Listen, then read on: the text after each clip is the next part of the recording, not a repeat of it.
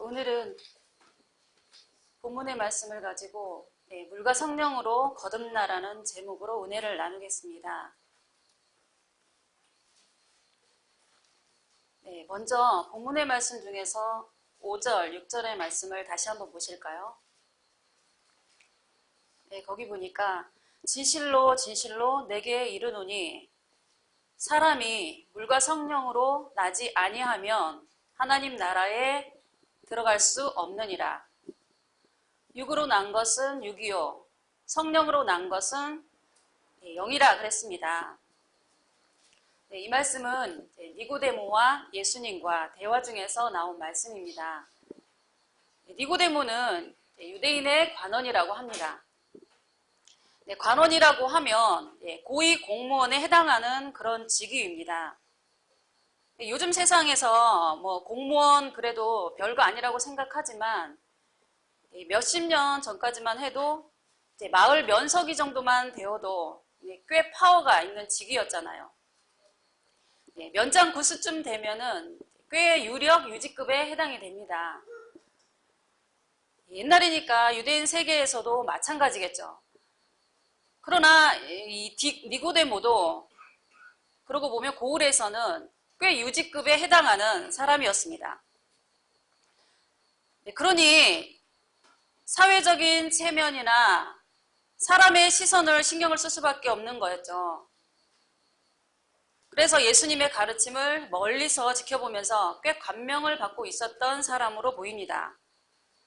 그러니 이제 예수님을 한번 만나서 깊은 대화를 나누고 싶었지만 당시에 예수님에 대한 평판이 백성들 가운데서는 꽤 신망을 갖고 있었지만 정부 관료 입장에서는 꽤 껄끄러운 입장으로 바라보면 그런 상황이라서 떳떳하게 사람을 보는 가운데 찾아오기는 좀 늘 조심스러웠던 것입니다.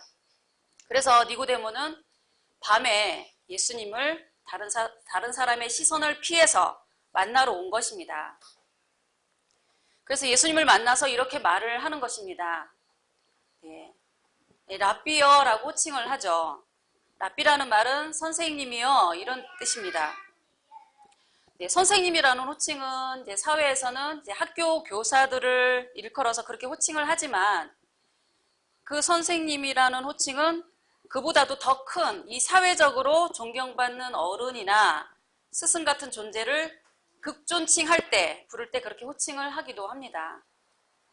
유대 세계에서는 더더욱이 이 랍비라는 용어는 이제 그런 율법을 가르치는 지도자들이나 학자급에 해당하는 사람들을 그렇게 호칭을 한 것이에요.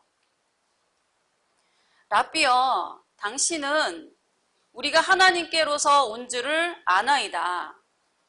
하나님이 함께 하시지 않으면 그 어떤 누구도 당신이 하시는 이런 일을 할 수 있는 사람이 결코 있을 수 없습니다. 그럽니다.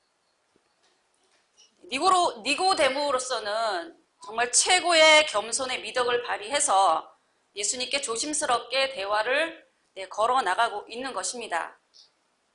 그렇게 말을 하니까 예수님은 그에게 진실로 진실로 이르노니 사람이 거듭나지 아니하면 하나님 나라를 절대로 볼 수 없다고 말씀을 하시는 거예요. 그러자 니고데모는 예수님의 그 거듭나야 된다는 그 말씀을 육적으로 알아듣고 이렇게 아니 어떻게 어머니 모태에 다시 들어갈 수 있느냐 하고 반문했던 겁니다. 거듭난다는 말이 이제 요즘에는 많이 사용되어 오는 단어지만 그 당시에는 이런 용어가 아주 생소한 단어였던 거예요. 그러나 니고데모 같은 이 사회 지도층 인사조차도 그 용어에 대한 올바른 이해를 하지 못하고 있었던 것입니다.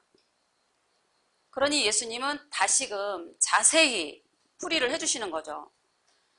거듭나는 것은 엄마 뱃속에 다시 들어갔다가 나오라는 이야기가 아니라 물과 성령으로 다시 나야 하는 것이라고 말씀을 해주시는 겁니다.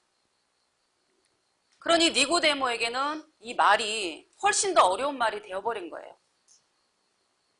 물과 성령으로 거듭나라니 이게 대체 무슨 소린가 했겠죠. 네, 사실 물과 성령으로 거듭남에 대해서 오늘날의 신학계에서조차 아직도 논란이 분분한 주제가 되어 있지만 이 니고데모에게는 당연히 어려울 수밖에 없는 것입니다. 그래서 예수님은 답답해 하시면서 당신은 유대인의 지도자이면서 이런 것도 모르고 있느냐 하고 면박을 주시는 겁니다. 예수님의 그 의도를 모르는 이 동문서답형 문답이었던 거죠. 이런 식의 대화는 복음서에서도 많이 찾아볼 수가 있습니다.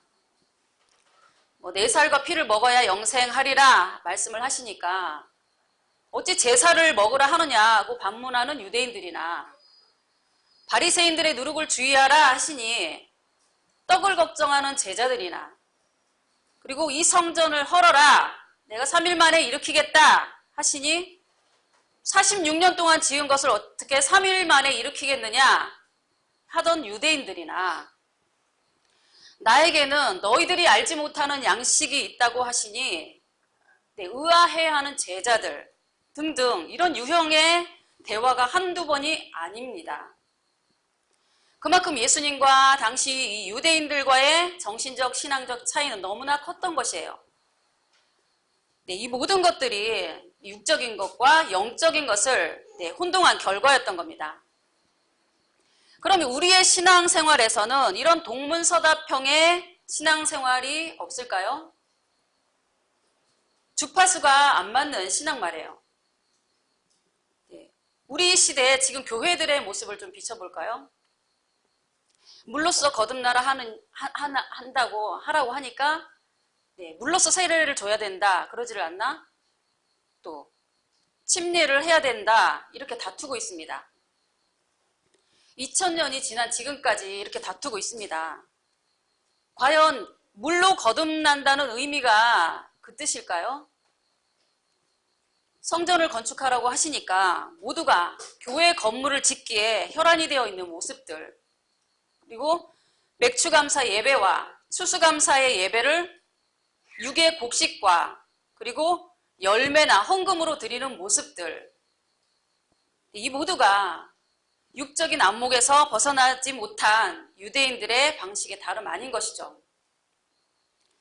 이런 차원으로 놓고 보면 오늘의 교회나 과거의 유대인들이나 별반 차이가 없는 이 수준으로 있는 것들을 볼 수가 있습니다. 그래서 오늘은 본문이 가르치는 물과 성령으로 거듭나야 된다는 말씀에 대해서 같이 한번 살펴보기를 원하는 것입니다. 그러면 먼저 물로 거듭나야 된다 이 하신 말씀에서 그럼 물이 의미하는 이 의미가 어떤 것인지 성경적인 입장을 통해서 한번 살펴보겠습니다. 니고데모와 대화를 나누신 내용 다음에 요한복음 4장에 보시면 사마리아의 수가성 여인과 예수님과의 대화 장면이 기록되어 있죠. 우물가에서 대화였죠.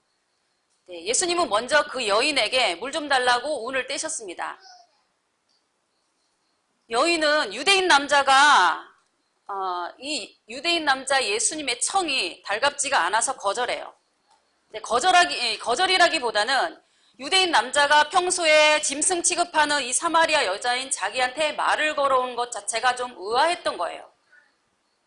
그런 여자에게 오히려 예수님께서 역으로 제안을 하셨습니다. 네가 물 좀 달라 하는 이가 누군 줄 알았다면 네가 그에게 물을 구하였을 것이요 그가 생수를 너에게 주었으리라 하시는 겁니다. 이 여인도 예수님께서 말씀하시는 물을 여전히 육적인 물로 알아들었던 거죠. 그래서 방금 물을 달라고 청해놓고는 어떻게 도리어 나에게 물을 줄 수가 있느냐 하고 반문하죠. 그러나 예수님은 육적인 물을 주겠다는 것이 아니었습니다. 영적인 물을 말씀하신 거예요. 요한복음 4장 13절에서 14절을 보시면 이 물을 먹는 자마다 다시 목마르려니와 내가 주는 물을 먹는 자는 영원히 목마르지 아니하리니 나의 주는 물은 그 속에서 영생하도록 솟아나는 샘물이 되리라 하시는 겁니다. 이 여인은 아직도 육적인 생각에서 벗어나지 못하고 다시는 물길로 오지 않도록 그 물을 주소서 하고 간청합니다. 그러던 중에 나는 너희의 알지 못하는 양식이 있다고 하셨습니다. 나는 그 양식을 먹었다 하시니 제자들은 누군가 자기들보다 먼저 먹을 것을 갖다 드린 것으로 오해를 했죠. 이렇게 영을 추구하시는 예수님과 육을 추구하는 사람들과 이렇게 몸은 함께 있는데 그 물과 기름처럼 따로 노는 겁니다. 네, 물에 얽힌 말씀을 하나 더 살펴볼까요? 이제 우리 초막절에 대한 말씀을 배우셨죠.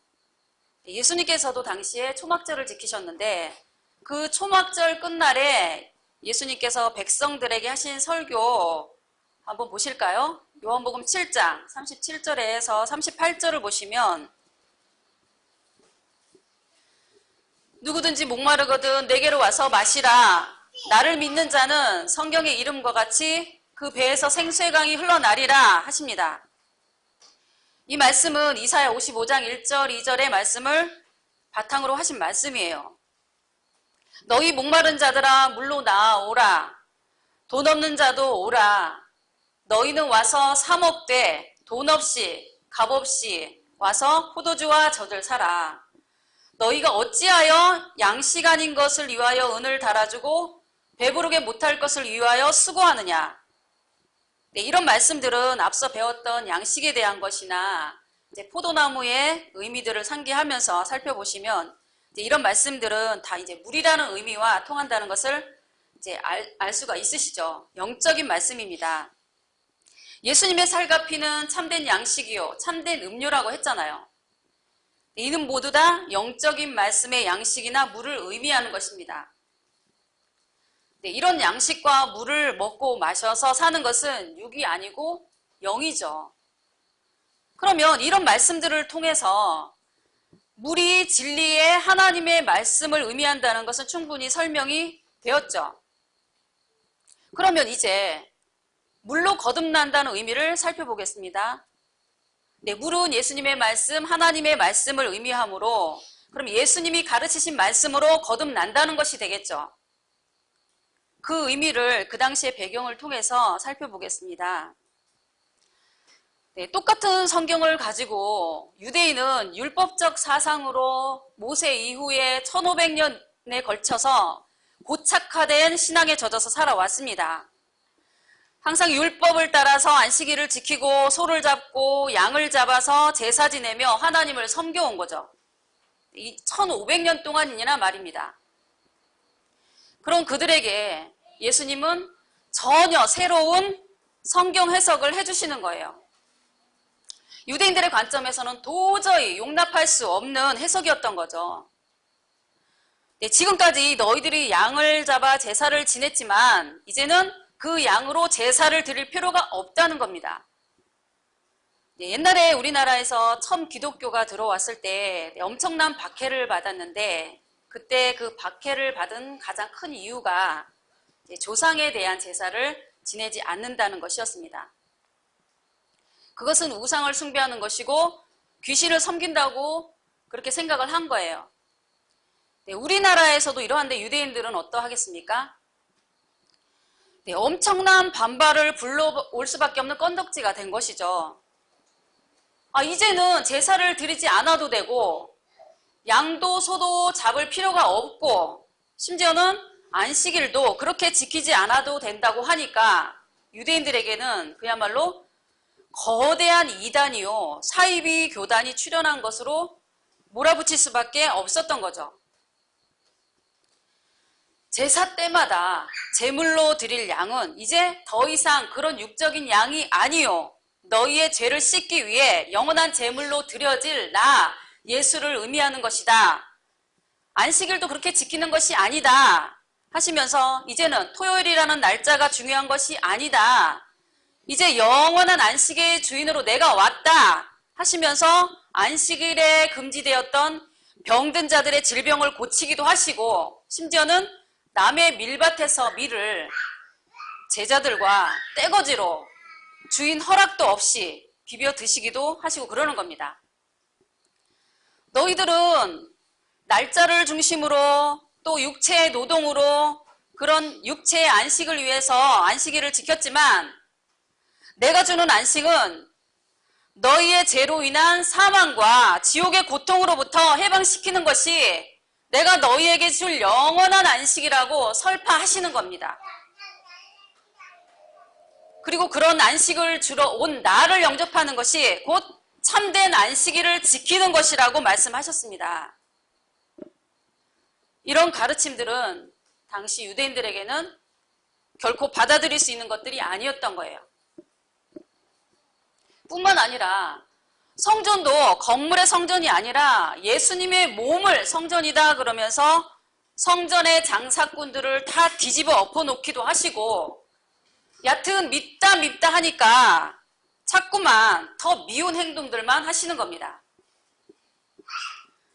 예수님의 의도를 모르는 유대인들은 그 입장에서 뭐 이런 식으로 가르치고 행동하시니 그런 가르침을 유대인들이 어떻게 받아들이겠습니까?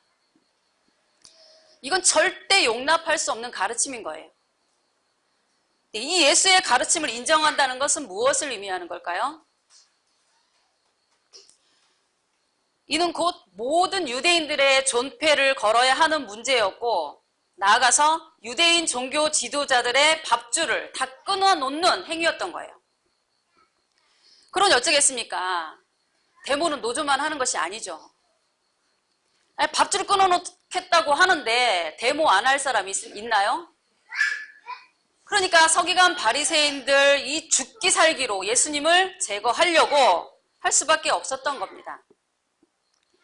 지금 유대인들에게는 이 모든 신앙적 지침에 근본적인 변화를 맞이하게 된 것이에요.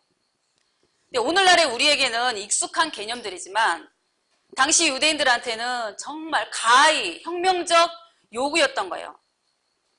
같은 하나님을 섬기는데 그리고 같은 성경을 가지고 가르치는데 이렇게 극단적으로 다를 수 있다는 사실이 놀라운 거죠. 오늘날의 기독교 종파도 마찬가지입니다.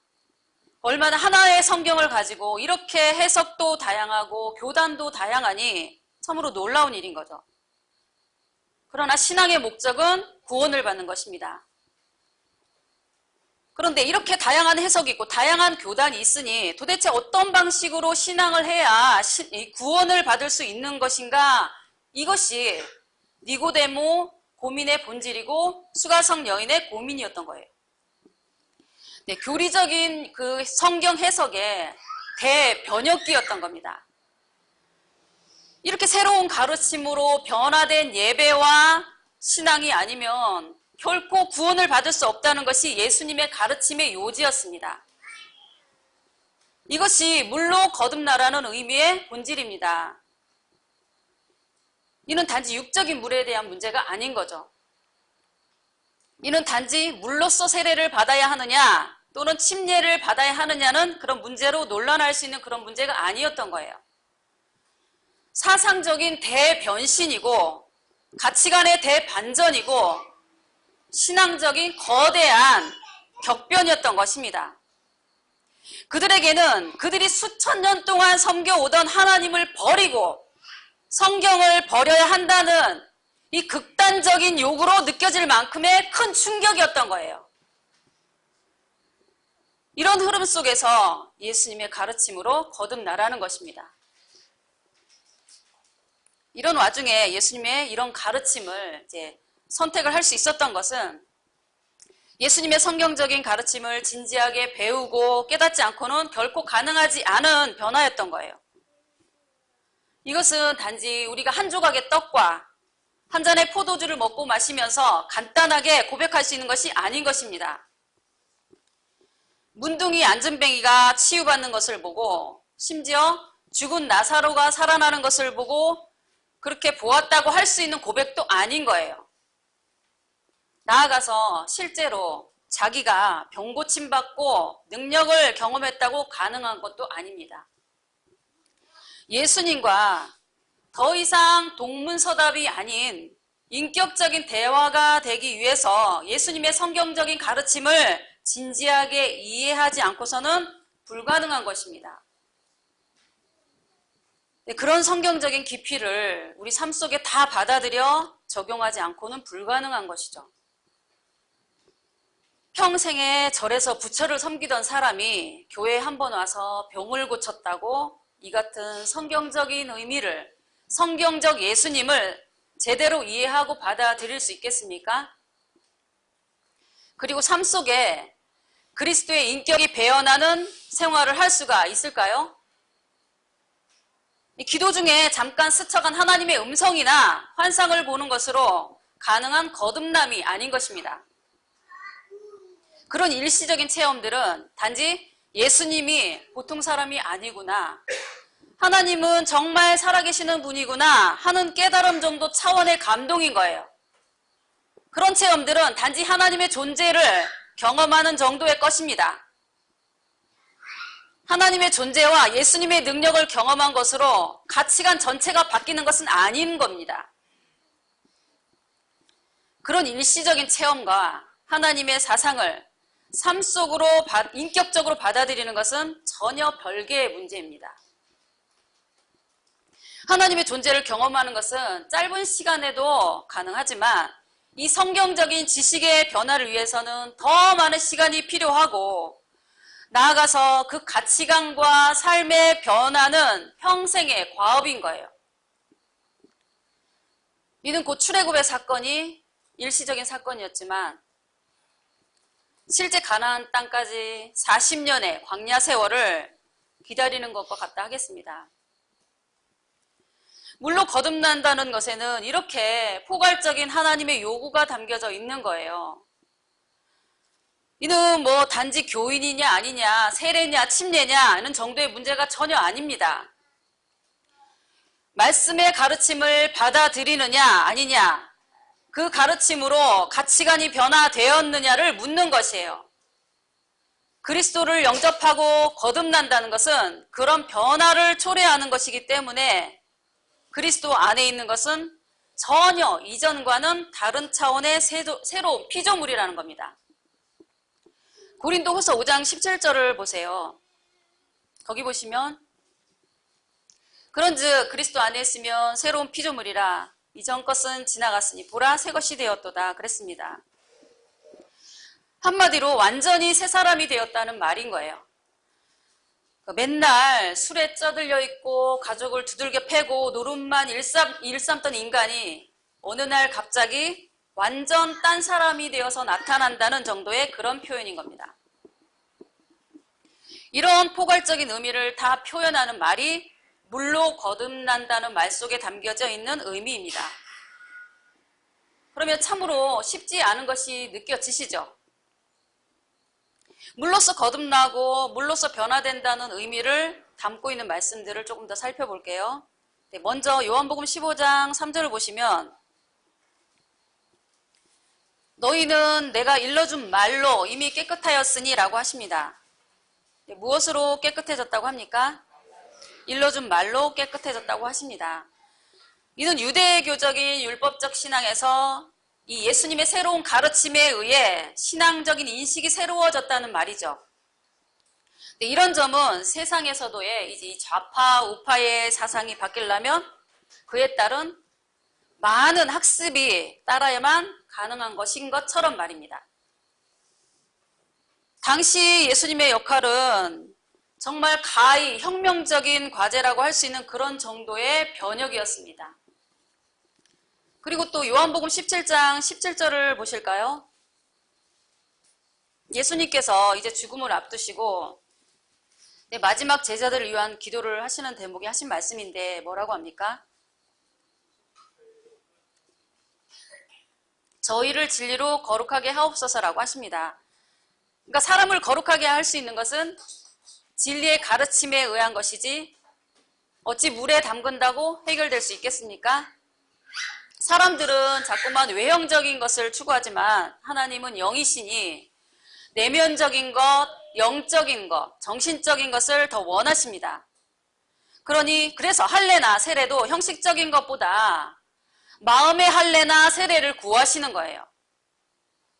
속이 변화되지 않는 거듭남, 논리적인 체계와 가치관과 삶이 변화되지 않는 교인들이 곧 표면적인 유대인이고 형식적인 신앙인인 것입니다.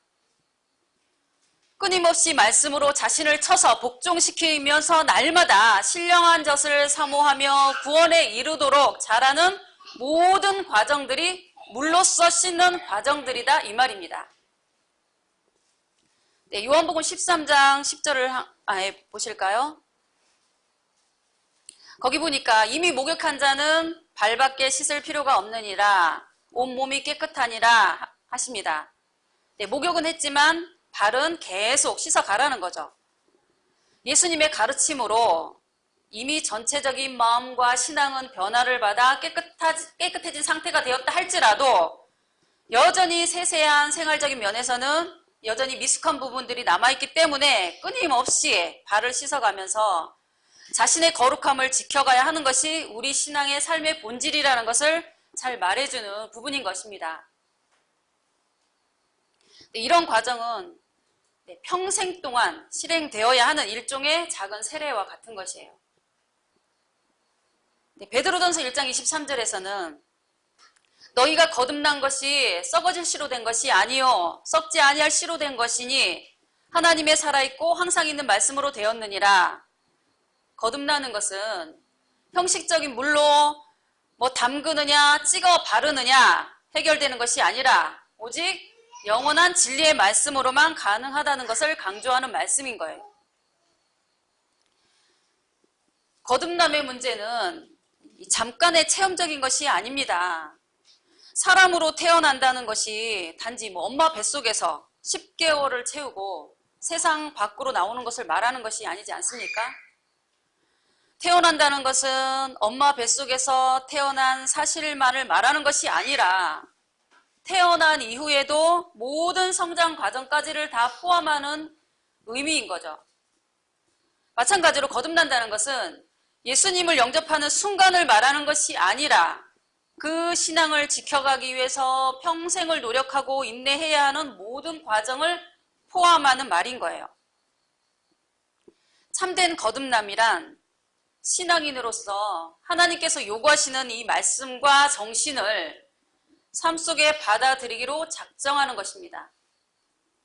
그리고 그런 하나님의 말씀을 실천하는 과정까지를 포함하는 거예요. 완전한 새로운 피조물로 변화되는 과정까지 그런 고난도 다 받아들이는 것입니다. 도박이나 알코올에 중독된 사람이 성경을 배우고 세례를 받고 교회에 다닌다고 하는 것으로 해서 그 중독된 상태가 사라지는 것이 아니지 않습니까? 만약에 알코올이나 게임에 중독된 사람이 그리스도를 영접한다는 것은 그 중독 상태로부터 벗어나기를 각오하고 그리고 실제로 벗어나도록 노력하는 모든 과정까지 받아들인다는 것을 의미하는 거예요.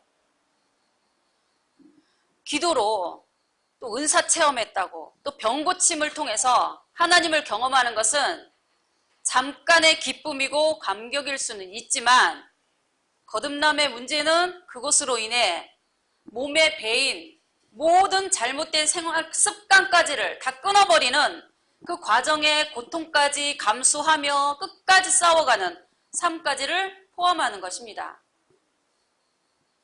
속된 말로 무늬만 신앙인은 들포도요 구원이 없습니다. 그들은 아직 진정한 세례를 받지 못한 것이고 진정한 거듭남을 경험하지 못한 사람들입니다. 예수를 입으로 시인하기만 하면 구원을 받는다는 원리는 극한 박해 속에 있던 초대교회에서 적용될 수 있었던 말씀이 맞습니다. 이때는 입으로 사람들 앞에서 예수를 구주로 고백하는 자체만으로 모든 고난과 역경을 감수할 각오가 되어 있다는 표시였기 때문이에요. 그러나 오늘날은 아닙니다. 오늘날은 우리의 고백에는 너무나 진지함이 없고 무게가 없습니다. 자기의 잘못된 가치관과 삶의 습관은 하나도 바뀌지 않은 채 또 그리스도를 위해서 어떤 희생도 감수하지 않은 채 물로 찍어 바른 세례를 받고 혹자는 풀장 속에 담기기도 하지만 그런 것으로 아무것도 바뀌지 않는 것입니다. 여러분들 가수 비가 탤런트인 배우 김태희와 결혼할 거라고 천주교에 가서 세례를 받았다고 합니다. 그런 세례가 무슨 진정한 거듭남이 되겠습니까? 네, 이런 식의 신앙이 너무나 판을 치는 세대입니다. 교회를 다니고 직분을 맡아 신앙을 잘하는 것처럼, 신앙이 있는 것처럼 행세를 하지만 자기의 가정에서도 세상에서도 인정받지 못하는 신앙인들이 얼마나 많습니까? 거듭남은 껍데기의 문제가 아니라 알맹이의 문제입니다. 우리 기독교의 나태함과 타락은 조직과 제도의 문제가 아닙니다. 성경적 진리의 원뜻과 맛을 희석시키는 데 있는 것입니다. 그리고 그런 말씀을 마음에 두지 않는 데 있는 거예요. 이것이 곧 사단의 계략입니다. 어렵다고 회피할 일이 아니에요. 어렵기 때문에 지켜내야 세상과 다르다는 것을 보여주고 세상의 등불이 되어야 하는 겁니다. 성령은 그런 곳에 역사하십니다. 하나님은 60만 명의 들포도보다는 2명의 참포도를 원하십니다. 그리스도 안에서 있는 자는 새로운 피조물이 되어야 합니다. 네, 아니 적어도 새로운 피조물을 향한 그 목마른 갈망과 그것을 추구하는 피나는 노력이 있어야 하는 겁니다. 하나님은 우리에게 완전해진 상태를 바라는 것이 아닙니다. 날마다 온전함을 향해서 몸부림치는 과정을 하나님께서 원하시는 거예요. 혹 이렇게 거듭나야 하는 것이라면 아우 난 포기할래 할 수도 있는데 여러분들은 어떻게 하시겠습니까? 이런 거듭남을 향해서 나아가시겠습니까? 한번 도전해 보시겠습니까? 돼도 그만 안 돼도 그만이라면 누가 이런 것들을 어려운 길을 가려고 하겠습니까? 그러니 그 결과는 천국과 지옥이 있고 영원한 생명과 영원한 사망이 있으니 어쩝니까? 우리가 직장을 가고 싶어서 갑니까? 직장 상사의 비율을 맞춰서라도 꾸역꾸역 다니는 이유가 뭡니까? 먹고 살아야 하고 처자식 먹여 살려야 하고 풀칠을 시키려니까 더러워도 참는 거죠. 신앙도 마찬가지입니다. 정말 이것을 포기하면 더 무서운 이런 영원한 세계의 응보가 기다리고 있다는 것을 알고 있으니 어쩝니까? 지옥은 가지 말아야 하지 않겠습니까? 이렇게 신앙을 지켜나간다는 것이 참으로 어렵다는 것이 느껴지시나요? 그런데 이것으로 끝난 게 아니에요. 아직도 뭐가 남았어요? 물과 성령으로 거듭나라고 했잖아요. 그럼 지금까지 무엇에 대해서 말씀드렸나요? 네, 물로 거듭나는 것에 대해 말씀드렸죠. 그럼 이제 뭐가 남았습니까? 네, 성령으로 거듭나야 하는 것이 아직 남아있는 거죠. 갈수록 태산이죠. 네, 하나님은 왜 이렇게 어렵게 만들어 두셨을까요? 성령으로 거듭나는 문제는 물로 거듭나는 문제보다 더 간단할까요? 더 복잡할까요?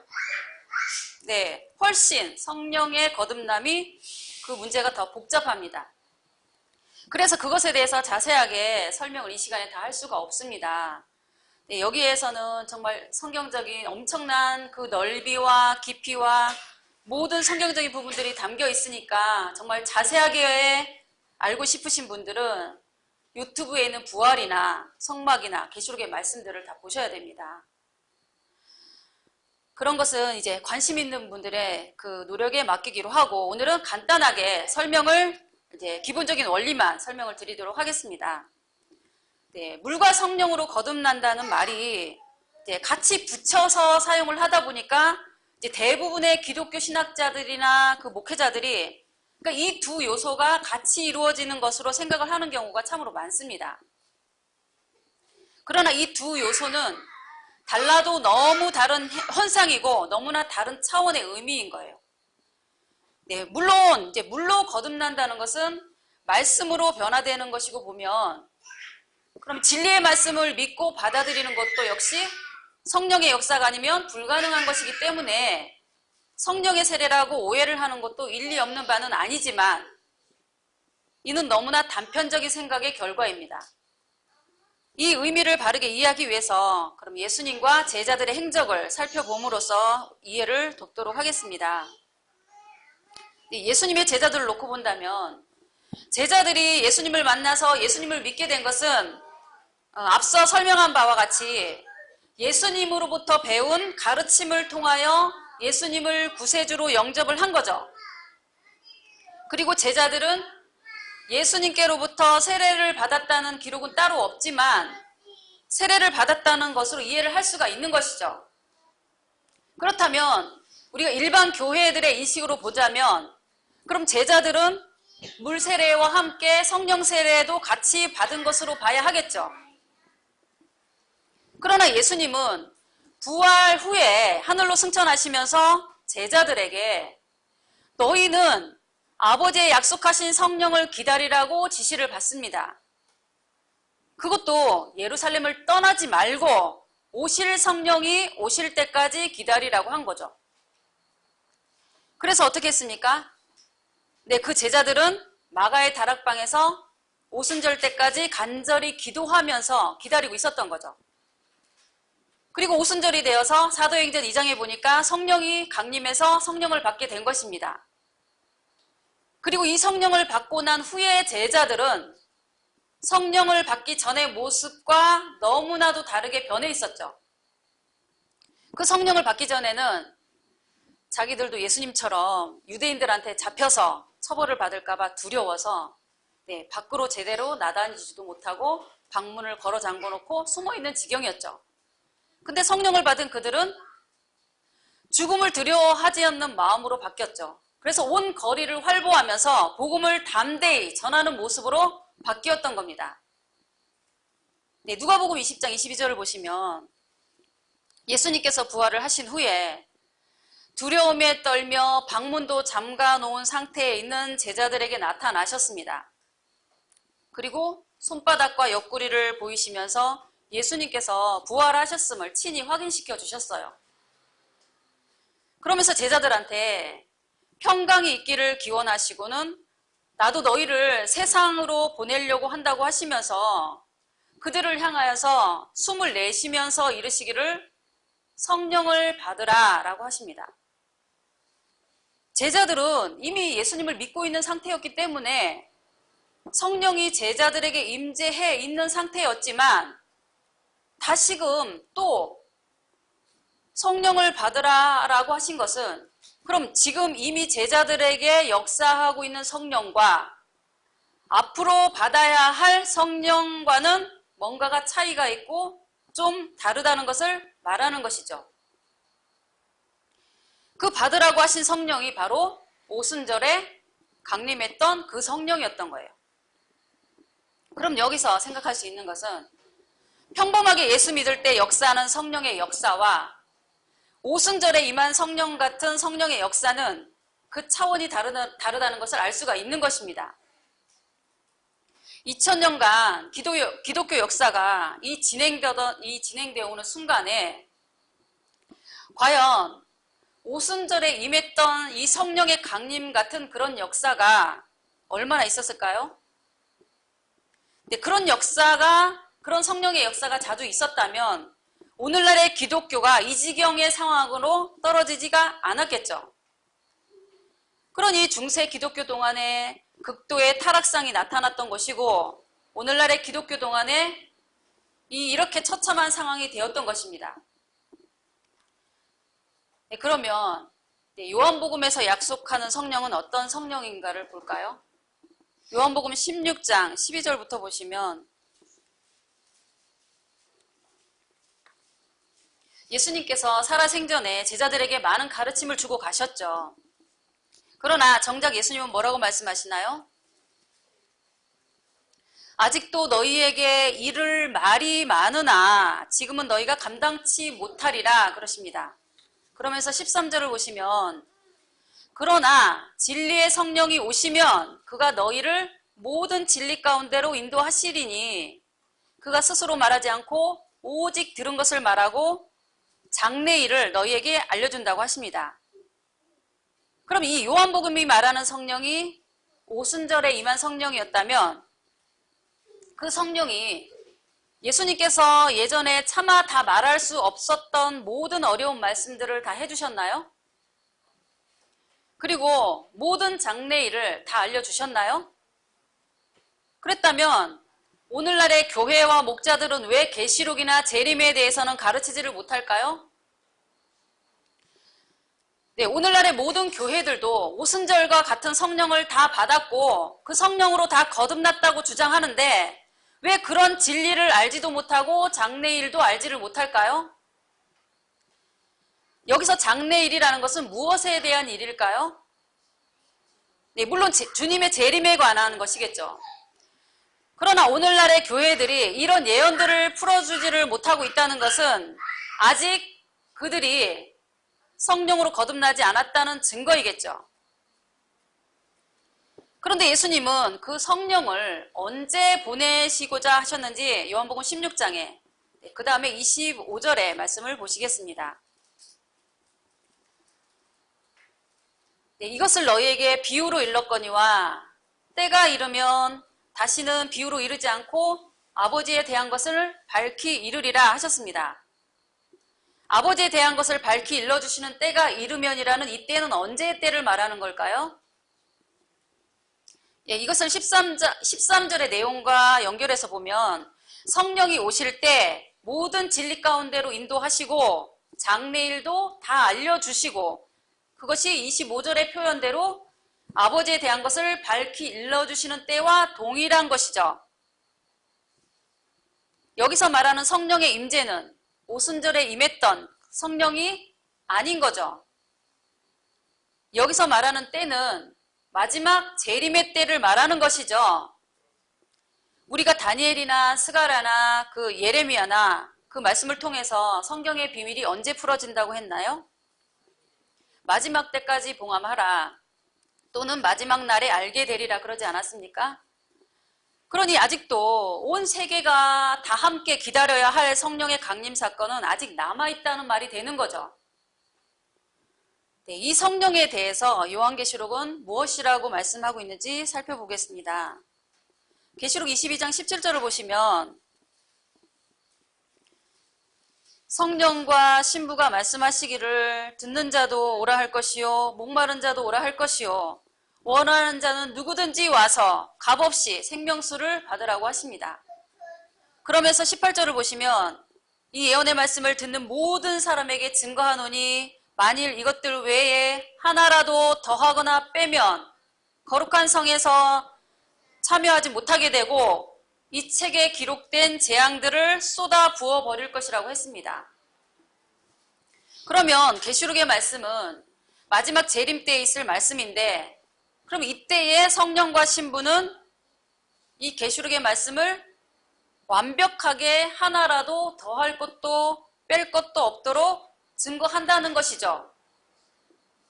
그럼 이 성령이야말로 예수님께서 요한복음 16장에서 약속하는 다시 보내겠다는 성령에 해당되는 말이 되겠습니다. 이 성령을 믿음으로 알아보고 믿음으로 받아들이는 것이 곧 성령으로 거듭나는 사건에 해당하는 것입니다. 네, 이미 우리 오순절의 성령의 역사는 초림 시대의 사건으로 우리가 그 역사에 참여하는 것은 불가능한 것이고 하나님께서도 그것을 원하지 않습니다. 이제 우리 시대가 기다리고 받아들여야 할 상황은 받아들여야 할 성령은 계시록의 모든 비밀을 다 가르치시고 장래사를 다 알려주는 그 성령을 받아들여야 비로소 성령으로 거듭날 수 있는 것이라는 걸 명심을 하셔야 됩니다. 이 성령을 받으라고 부활하신 예수님은 큰 숨을 쉬시며 그렇게 간절하도록 명령하신 것입니다. 사실 그 명령은 그 당대의 제자들에게만 하신 말씀이 아니라 먼 미래에 성도들에게도 적용되는 예언의 말씀이었던 거예요. 이 성령의 역사는 계시록의 모든 비밀을 가지고 오는 성령이고 일곱째 나팔의 비밀을 풀어 이루는 성령이며 나아가서 첫째 부활의 역사를 이루실 성령의 역사인 것입니다. 이 성령을 알아보지 못하고 거역하는 자는 진정 금생뿐 아니라 오는 세상에서도 사함을 받을 수 없는 중대한 죄라는 거 알아야 하겠습니다. 성령으로 거듭난다는 사실은 참으로 이렇게 엄청난 비밀이 담겨져 있는 것이에요. 지금까지 여러분들이 배운 말씀들을 참고해서 이 요한계시록의 말씀까지 다 소화를 해야만 할 수 있는 이야기를 오늘 조금 맛보기로 말씀을 드리는 거예요. 성경은 하늘의 비밀서이고 하나님의 비밀서입니다. 자동차의 비밀도 복잡하고 스마트폰의 비밀도 복잡한데 천국의 비밀이나 하나님의 비밀도 뭔가 깊은 의미가 있어야 하지 않겠습니까? 그냥 단순하게 예수 믿으면 천당 간다는 식으로 초등학생 산수 공부하듯이 생각하는 것은 하나님의 속성을 너무나 무시하고 가볍게 여기는 처사가 아닐 수 없는 거죠.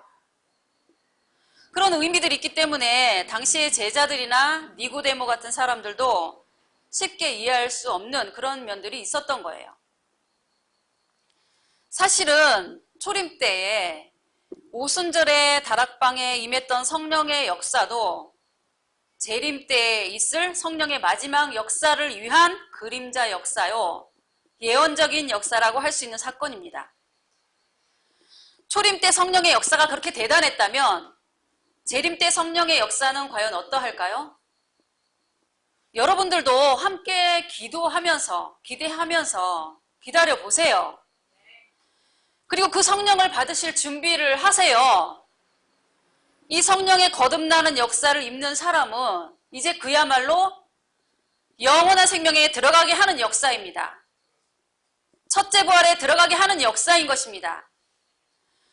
사람의 수완이 나무의 수완처럼 늘어나고 무슨 독을 마셔도 해를 입지 않고 독사의 굴에 손을 넣어도 물리지 않는 그런 역사가 되는 것입니다.